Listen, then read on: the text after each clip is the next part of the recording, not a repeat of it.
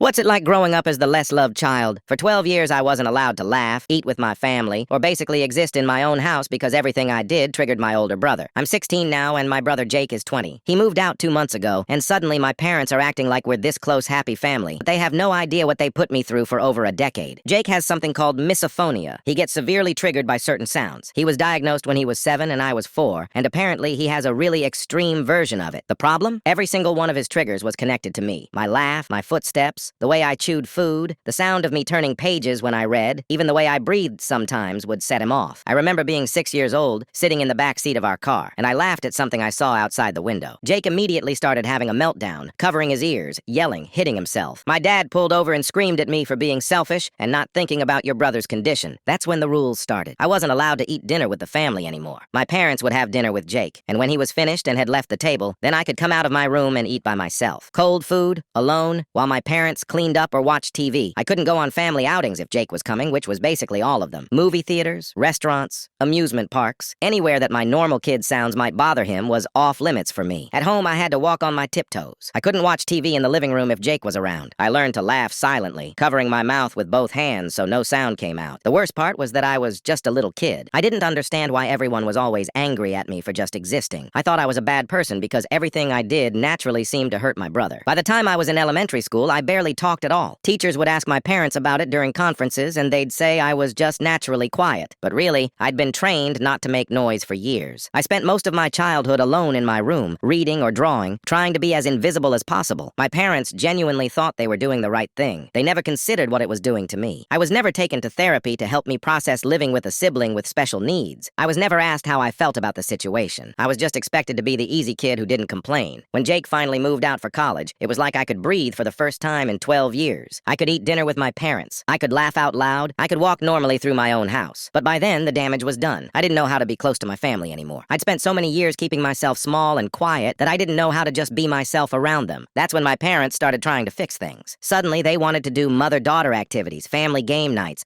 all the stuff we'd never done when I was actually a kid who needed that connection. This morning, my mom asked if I wanted to go see a movie with her. I was already stressed about exams, and something about the way she asked, like we were best friends who did this all the time, just made me snap. No, I said, and stop trying to fix things with me. You can't undo 12 years of neglect by watching a movie with me. My mom got defensive immediately. We weren't neglecting you. We were doing our best to help your brother. You're just jealous of the attention he got. She started yelling about how hard it was to manage Jake's condition, how they were just trying to keep the peace, how I was being unfair and dramatic.